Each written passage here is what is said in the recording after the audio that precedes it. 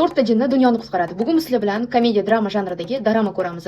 Yonmin 7 oyligida tug'iladi va u 7 oyligida tug'ilgandan so'ng juda ham nozik bo'lganligi uchun uni ota-onasi folbinga borishadi va o'g'limni saqlab qol deyishadi. O'shanda folbin juda ham katta pul so'rab, mashq puli evaziga "Men sizlarni o'g'linglarni qutqaraman" deydi. O'shanda Yonminning otasi o'zining kvartirasini sotib, boyagi hamma pulni folbinga beradi va Yonmin tirik qoladi. Lekin nimagadir Yonmin 6 yoshgacha o'zini doim yolg'iz his qilardi va uning do'stlari yo'q edi. "Men dunyodagi eng jinni odam bo'lsam kerak" deb o'ylardi.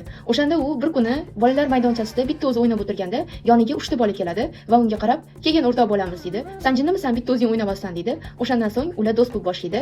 Atos, Batos, Aramis va Dataryan. 4 ta do'st 6 yoshligidan to maktabni bitirgunicha do'st bo'lishadi va bitta sinfda o'qishadi. Txejon maktabdagi eng a'lochi bola edi va sinfni klasskomi edi. Ularning ikkinchi do'sti Inbok esa juda ham xayolparast edi va uni ota-onasi buddistlar edi. Uchinchisi Yonmin edi, o'sha chala tug'ilgan chaqaloq. Yonmin juda ham o'ziga xos bola edi. U na o'qishda, na boshqa narsada zo'r edi.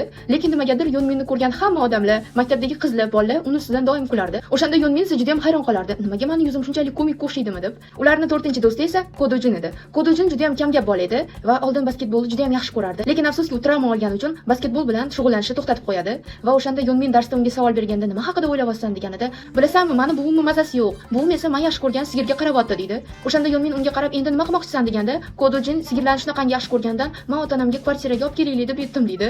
Buni eshitgan Yonmin esa hayron qoladi. Hayotda shunaqa ham jinni odam bo'ladimi, sigirlarni yaxshi ko'radigan deb. Ular maktabni bitirgandan so'ng Yonminning oilasi Yangi Zelandiyaga ko'chib ketish kerak edi va o'shandan oldin 4 ta do'st Tailandga boramiz deb reja qilishadi va ular rejasini tuzgandan so'ng endi ota-onamizdan qanaqa qilib so'raymiz deb o'ylay boshlashadi. Lekin 4 tala do'st ham juda ham qo'rqoq edi.